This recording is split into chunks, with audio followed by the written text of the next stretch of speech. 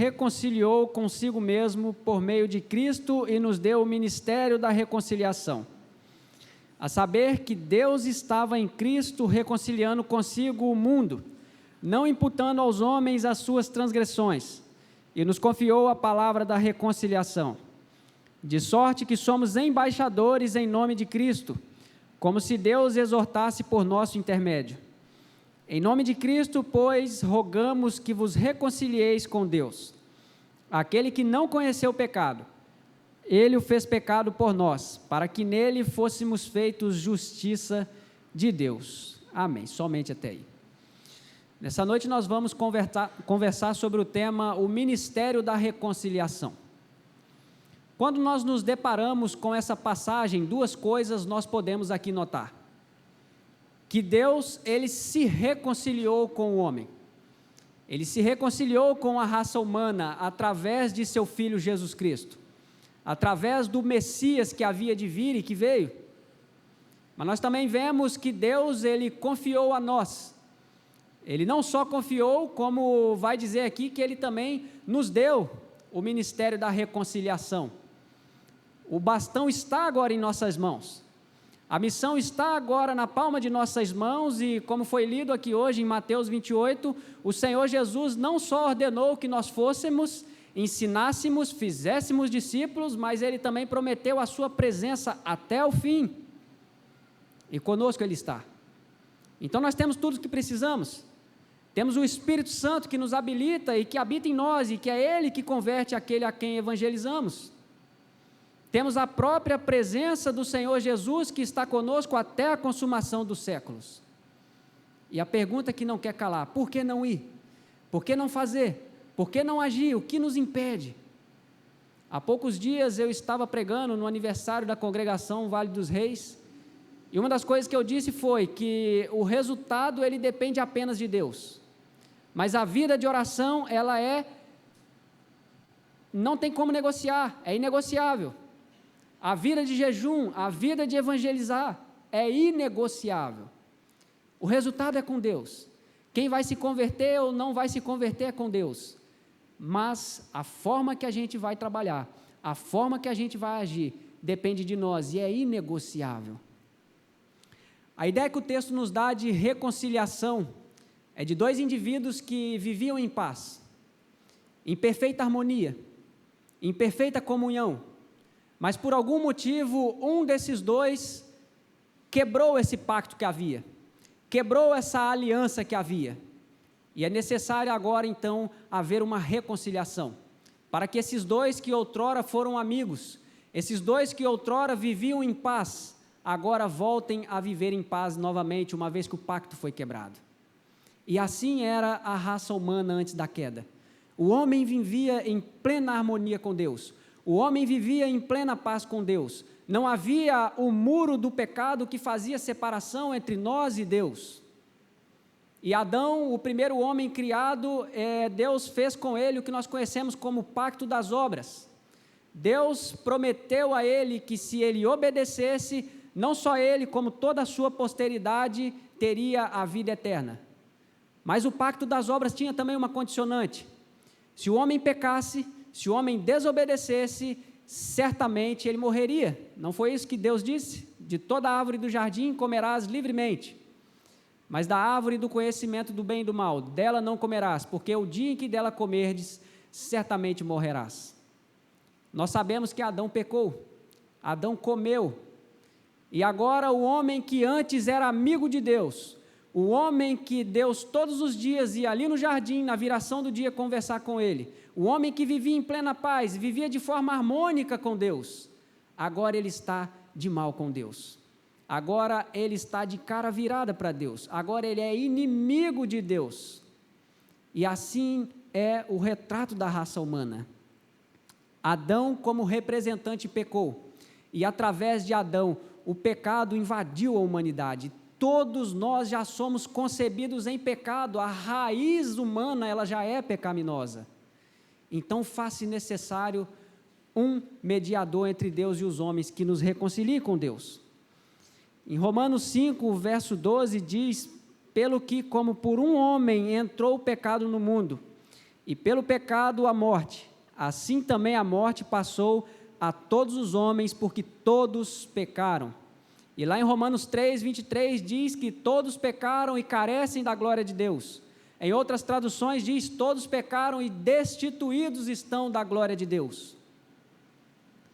E a pergunta que fica é, com o homem nessas condições, quem poderia fazer o homem voltar-se para Deus? Quem poderia pagar pela dívida impagável que agora o homem tem, que é o pecado? Quem poderia curar esse mal aparentemente sem cura, que é o pecado? Quem poderia lutar contra essa natureza humana e fazer com que o homem volte-se para Deus, se o homem é inimigo de Deus? E a resposta clara e sucinta é, Jesus Cristo, o Filho de Deus. Com o homem nessas condições, Deus envia Jesus. E Jesus, sendo homem, ele recebe sobre si, ele toma sobre si mesmo todos os nossos pecados. E quando ele vai à cruz, ele faz a expiação, ele faz o pagamento da pena, o pagamento pelas nossas culpas. Jesus recebe do Pai a punição pelo meu e pelo seu pecado. Agora a dívida está paga. Agora nós não devemos mais nada. O castigo que era meu e seu caiu sobre Jesus. Não há mais dívida, não há mais parede da separação nos separando de Deus. Agora nós estamos reconciliados. O que antes era inimizade, agora voltou a ser amizade. O túnel sem luz e que havia somente escuridão, agora há uma luz no fim do túnel, que é Jesus. Um problema que parecia insolúvel, agora há solução. Jesus é a solução. E só Jesus.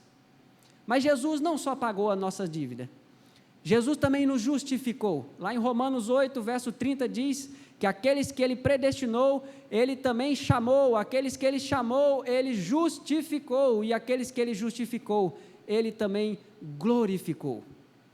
E é interessante nós lermos Romanos 8, verso 30, porque todos os verbos são conjugados no passado.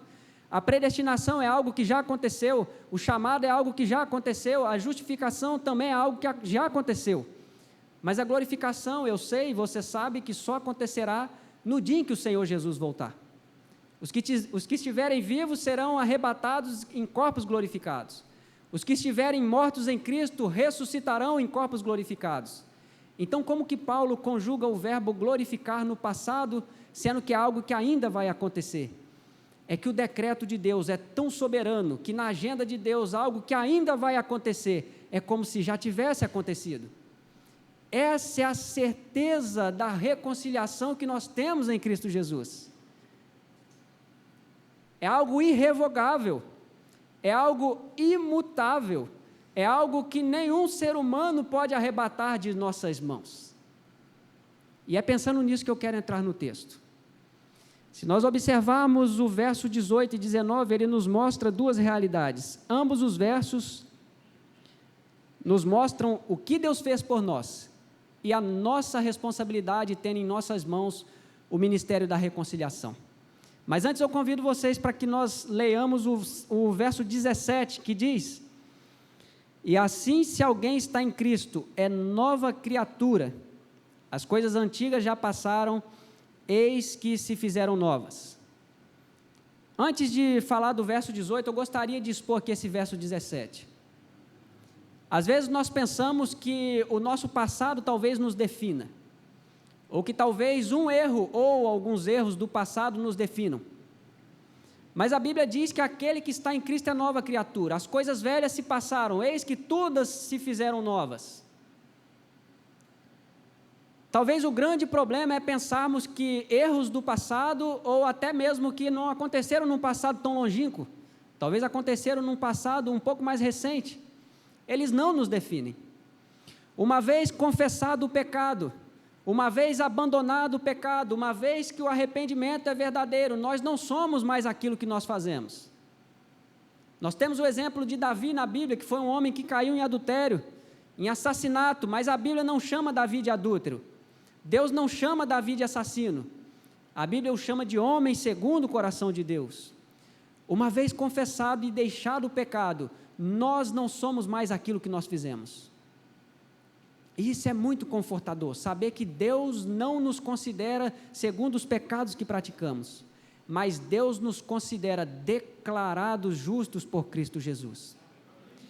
E aí o verso 18 vai dizer: ora, tudo provém de Deus, que nos reconciliou consigo mesmo por meio de Cristo Jesus, por meio de Cristo, e nos deu o ministério da reconciliação.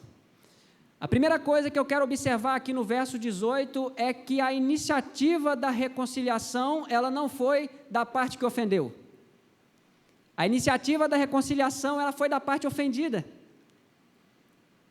o que é antinatural para a nossa lógica humana, porque normalmente aquele que ofende é que vai pedir perdão pela ofensa feita, não é mesmo? Mas o homem ofendeu a Deus, o homem ofendeu a santidade de Deus, e de quem partiu a iniciativa da reconciliação? Quem fez a reconciliação? O próprio Deus. Hoje, na escola dominical, nós estudávamos sobre Adão e Eva no jardim, e Adão e Eva, quando eles pecaram, a Bíblia diz que eles sentiram vergonha e reconheceram estar nus. Eles fizeram folhas de figueiras para se cobrir. Deus olhou para aquela iniciativa humana de tentar esconder o seu próprio pecado e a sua própria vergonha e disse: não, não é você que vai tomar a iniciativa, não é você que vai fazer acontecer, sou eu que vou fazer. E aí Deus pega peles de animais, faz da maneira correta e os coloca em Adão e Eva. A iniciativa da reconciliação é de Deus, até porque se dependesse de mim e de você, pecadores como somos, nós nunca nos achegaríamos a Deus, nós nunca teríamos capacidade de pagar pelos nossos pecados. Imagine que a legislação brasileira, o Código Penal, há mais de 100 artigos. Se nós quebrarmos apenas um artigo e formos diante de um justo juiz, que não seja corrupto, certamente ele nos condenará. Ainda que nós não quebramos todos os outros, mas quebrando um, a gente é condenado. E a lei de Deus é a mesma coisa. Se nós quebrarmos um mandamento da lei de Deus, nós quebramos toda a lei.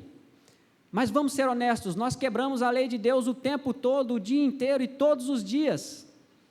Nós pecamos em pensamento, pecamos em palavras, pecamos em olhares, pecamos em omissões, pecamos em atitude, o tempo todo. Como nós teríamos a mínima capacidade sequer de nos achegarmos a Deus? Deus que nos reconciliou consigo mesmo por meio de Cristo, e Ele também nos deu o ministério da reconciliação. Mas que ministério da reconciliação é esse? Em que consiste esse ministério? O verso 19 responde, a saber, que Deus estava em Cristo reconciliando consigo o mundo, não imputando aos homens as suas transgressões, e nos confiou a palavra da reconciliação. E a palavra imputar aqui, ela tem uma conotação comercial. Imputar é colocar na conta. Deus nos reconciliou com Ele mesmo, não colocando na nossa própria conta os nossos pecados, mas colocando na conta de Cristo. É por isso que nós somos salvos não pelas nossas obras, mas pelas obras de Cristo. Nós somos salvos não pelo que nós fazemos, mas pelo que Cristo fez. Não pelos nossos méritos, mas pelos méritos de Cristo. E isso é muito confortador. É muito confortador saber que não depende de nós. É muito confortador saber que Jesus nos amou apesar das nossas falhas. E lá no livro de Hebreus diz que o nosso Jesus amado, Ele não nos envergonha de chamarmos seus irmãos. Ele tem orgulho de nós, Ele nos ama. Talvez você se envergonhe de si mesmo. Talvez você se envergonhe do seu passado. Talvez você se envergonhe pelo que você já fez ou pelo que deixou de fazer e deveria ter feito. Mas Jesus não se envergonha de você. Jesus, Ele tem prazer em perdoar. Ele é rico em misericórdia e Ele não imputou sobre você mesmo os seus pecados e a sua dívida. É por isso que o autor aos Hebreus também chama Jesus de fiador. O fiador é aquele que paga uma dívida de alguém que não tem a condição mínima de pagar. Jesus pagou por nós. Mas a parte B do verso vai dizer que, além dele não ter imputado aos homens as suas transgressões, ele nos confiou a palavra da reconciliação. E aqui Paulo começa a puxar o assunto para uma parte missionária. Porque se no verso 18 diz que ele nos deu o ministério da reconciliação, No final do verso 19, ele afunila um pouco a situação quando ele diz que ele nos confiou a palavra da reconciliação. E aí entra o ide. Você é reconciliado, você é cristão, você entendeu a graça de Jesus, você foi alcançado por este amor, então a palavra da reconciliação que Jesus fez por mim e por você está nas nossas mãos. É preciso dizermos para esse mundo que há solução.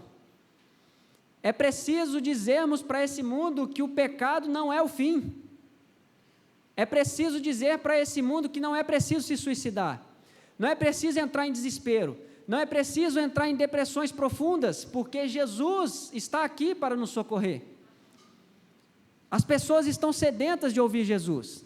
As pessoas estão sedentas da palavra de Deus. As pessoas estão sedentas de sentir alguém que as acolha, alguém que as abrace, alguém que pare para ouvi-las, alguém que pare para conversar com elas e falar de Jesus para elas. Há poucos dias conversava com uma irmã lá da congregação, e ela disse que uma simples conversa que começou com um comentário sobre um vídeo que estava circulando nas redes sociais, um vídeo de uma coisa muito ruim. Ela disse: olha, minha irmã, com todo respeito, eu não gasto meu tempo assistindo essas coisas ruins, eu prefiro estudar a palavra de Deus. E aquela irmã respondeu: você é cristã? Então começa a me falar desse seu Jesus. Esse meu Jesus, eu sou um pobre pecador, não tem chance nenhuma de eu pagar pelos meus pecados, mas Ele pagou por mim, basta eu crer na justiça dEle, que eu também sou feito justiça de Deus, os meus pecados serão todos perdoados, serão todos expiados, e eu sou salvo em Cristo Jesus. É mesmo? É dessa forma? Sim, é dessa forma. Veja, irmãos, o que começou com um simples comentário sobre um vídeo ruim que circulava na internet tornou-se um campo missionário onde uma pessoa foi evangelizada. E eu sei que a glória não é nossa, eu sei que a honra não é nossa, mas você já teve a sensação de você evangelizar alguém e você perceber que a palavra do Senhor que foi dita através dos seus lábios penetrou o coração daquele alguém, e ele entendeu a graça, e o Espírito Santo o converteu, e ele foi batizado, e começou a dar frutos, e você olha e diz: glórias a Deus, vale a pena evangelizar, vale a pena falar de Jesus para as pessoas, vale a pena fazer como o apóstolo André fazia, levava Jesus até as pessoas. É para isso que Deus nos confiou a palavra da reconciliação. Mas o verso 20 ele vai dizer algo fantástico. Ele nos confiou a palavra da reconciliação, de sorte que nós somos embaixadores em nome de Cristo, como se Deus exortasse por nosso intermédio. E aí, ser embaixador em nome de Cristo envolve privilégios e responsabilidades. Porque o embaixador é aquele que vai para um outro país representar os interesses do seu país, do seu rei, do seu presidente, do seu chefe de Estado. E para ser embaixador do Rei Jesus, precisa conhecer o Rei Jesus. Precisa falar a mesma linguagem do Rei Jesus. Precisa estar familiarizado com a palavra do Rei Jesus. Eu não posso ser embaixador de alguém que eu não conheço. Eu não posso ser embaixador de alguém que eu não tenho contato com ele. Eu não posso ser embaixador de alguém que eu passo a semana inteira longe dele e só procuro me aproximar dele no domingo à noite. Eu preciso conhecer Jesus. Eu preciso estar perto de Jesus, eu preciso ter contato com Jesus, eu preciso ter intimidade com Ele. Mas o embaixador também é aquele que representa os interesses do seu rei em uma terra estranha. Nós estamos aqui, mas nós não somos deste mundo. Nós estamos aqui representando os interesses do nosso Rei Jesus. E os interesses do nosso Rei Jesus é que nós vamos e preguemos o Evangelho a toda criatura, façamos discípulos, batizando-os em nome do Pai, do Filho e do Espírito Santo, ensinando-os a guardar todas as coisas que Ele nos tem ordenado, e Ele estará conosco até a consumação dos séculos. Mas no verso 20 também nos dá outra informação muito interessante, como se Deus exortasse por nosso intermédio. Já parou para pensar que a palavra que você fala com alguém, ela pode fazer com que a pessoa desista até mesmo de dar cabo da vida dela? Pode mudar o dia de uma pessoa. pode mudar uma situação, pode mudar uma vida. Quando nós nos dispomos a fazer, meus irmãos, saiba de uma coisa: Deus é o maior interessado em que algo seja feito. Deus é o Senhor da missão, Ele é o Senhor da causa, Ele é o Senhor da seara, e a seara é dele. Como eu disse, não precisa se preocupar com o resultado, não. O resultado depende de Deus, mas a forma da gente viver depende de nós. É nossa responsabilidade, como se Deus exortasse através de nós. Mas aí a parte B do versículo vai dizer: em nome de Cristo, pois, rogamos que vos reconcilieis com Deus.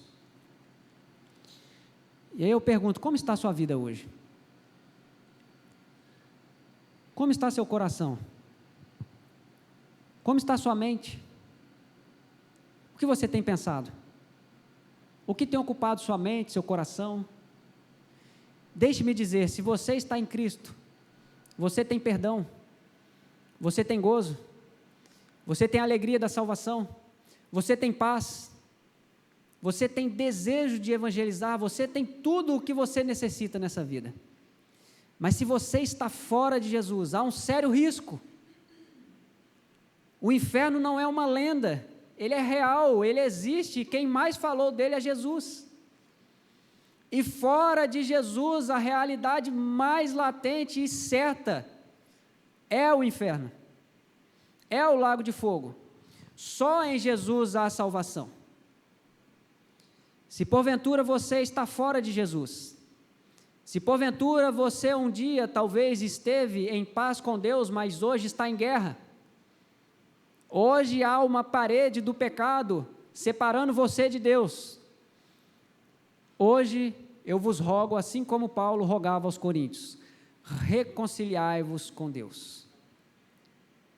Reconciliai-vos com Deus. Voltai para Deus e Deus se voltará para vós. A 1 de João, capítulo 1, verso 9 diz: se confessarmos os nossos pecados, Ele é fiel e justo para nos perdoar os pecados e nos purificar de toda injustiça. Provérbios também diz: aquele que confessa e deixa, alcança misericórdia. Como está a sua vida com Deus? Rogo, em nome de Cristo, pois, que vos reconcilieis com Deus. E o verso 21 vai dizer algo que talvez seja o apogeu desse capítulo 5. Aquele que não conheceu o pecado, Ele o fez pecado por nós, para que nele fôssemos feitos justiça de Deus. E aí talvez você pergunta: será que tem jeito para mim? Será que tem solução para a minha vida?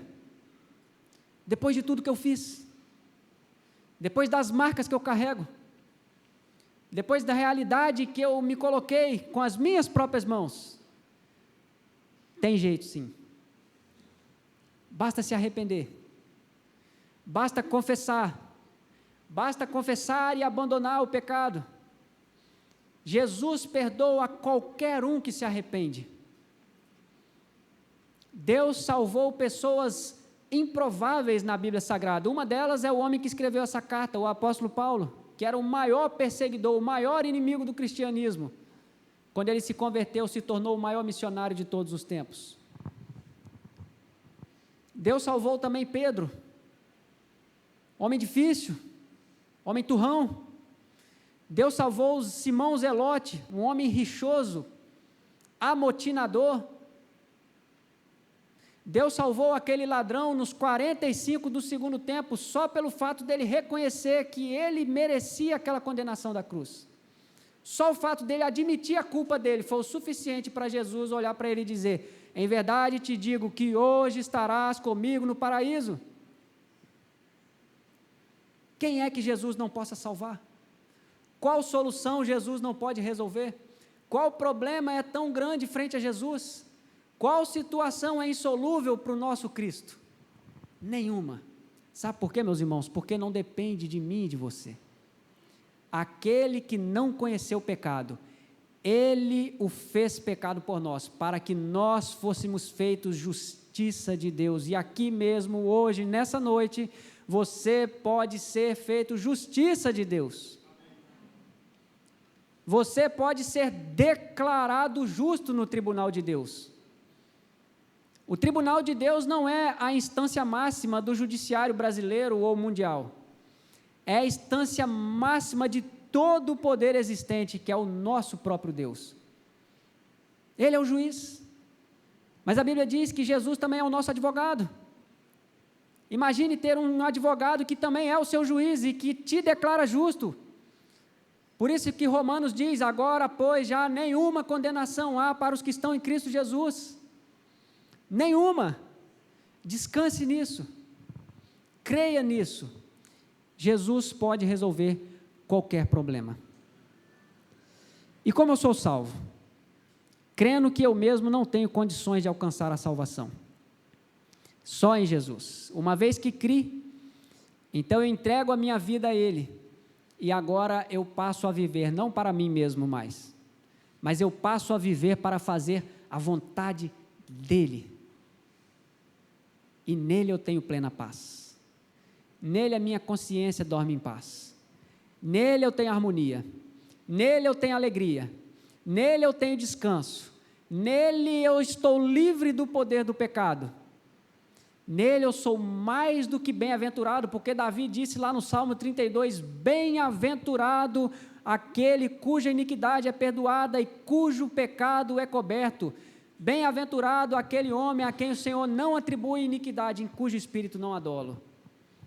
Davi, um grande rei, tinha dinheiro, tinha fama, tinha glamour, tinha poder, mas ele disse, bem-aventurado, mais que feliz, não é o homem que tem essas coisas, é o homem que tem o perdão de Deus. E isso é perfeitamente possível. Mas quando fazer isso? A hora é agora. Olha o que diz aqui a partir do verso, aliás, do capítulo 6, a partir do verso 1. E nós, na qualidade de cooperadores com Ele, também vos exortamos a que não recebais em vão a graça de Deus. Porque Ele diz, eu te ouvi no tempo da oportunidade, e te socorri no dia da salvação. Eis agora o tempo sobremodo oportuno, eis agora o dia da salvação. Duas coisas que há nesses versos. A primeira dela, há aqui um risco real. O risco de que eles não recebessem em vão essa graça. E o que seria receber em vão essa graça de Deus? O que seria para nós hoje receber em vão essa graça de Deus? As palavras que aqui essa noite estão sendo pregadas, de um Jesus que veio ao mundo, de um Jesus que cumpriu o plano redentivo de Deus, de um Jesus que carregou sobre si os nossos pecados e foi punido em nosso lugar e nos justificou. Se a gente ouvir isso e entrar por um ouvido e sair pelo outro, é em vão essa graça. Se a gente ouvir isso e fizer vista grossa, e fingir que a gente não tem nada a ver com isso, e continuar vivendo a vida como se Deus não existisse, como se Deus e nada fosse a mesma coisa, ou então vindo na igreja e tendo a igreja apenas como um amuleto, apenas um lugar que eu vou todo domingo para Deus abençoar minha família, me proteger de todo mal, mas não vivendo intensamente para Jesus, isso pode ser em vão. Há um risco de ser em vão. Mas quando fazer isso então? Quando se reconciliar com Deus? Eu te ouvi no tempo da oportunidade e te socorri no dia da salvação. Eis agora o tempo sobremodo oportuno. Eis agora o dia da salvação. O dia é hoje. O dia é agora. O dia de se reconciliar é o tempo que se chama hoje, não deixa para amanhã não. Vem fazer parte da família. Seja bem-vindo à família da fé. Nós somos pecadores, somos falhos, erramos, pecamos, mas nós somos pecadores arrependidos, e não só isso, nós somos pecadores perdoados, e nós temos paz devido ao perdão de Deus em nossas vidas. E eu concluo com algumas aplicações. A primeira delas é, você está em Cristo, a você foi confiado a palavra da reconciliação. Então seja aquele que vai apresentar Jesus para as pessoas e ensinar a reconciliação através de Cristo. Seja um canal de bênção.